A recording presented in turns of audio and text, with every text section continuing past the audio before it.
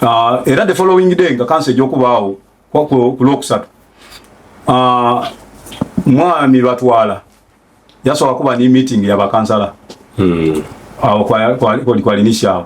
bali yabanwa ngali kuba influencinga batayikiriza special council kubaawo bakifule kimeza era nenda akobera jo wero ndi mwami batwala yajja mu maiso ya mobilizing awayayo okuva enamagera emotoka kamunya ina kuidale meza ebali ya kikomando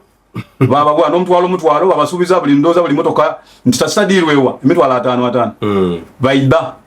nga bali kuida kulemesa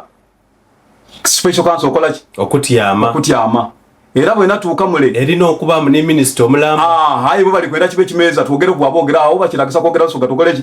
twogere era bwe twali aho katemba yaba ku council munene nga bali kwenda kube kwogera mbogere kiraka ku council instructions abana awo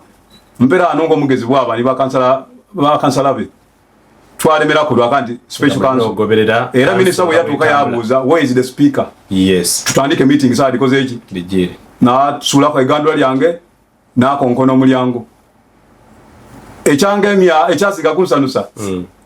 chairman wangati amakumbi na mulyango weningirira bwena konkono mulyango niyasoka nosituka aye ngaba ile alikulemesa council okola otyama aye kwenda kibe kimeza nze council byatandika twatandika twayogerawo nga twakonfaminga betu konfaminga then nakolango mugezi bwaba na dissolvinga council eyo na dissolvinga council nakuba ba council dissolvinga council no tugize mu committee of the workers council wanga aho boikiriza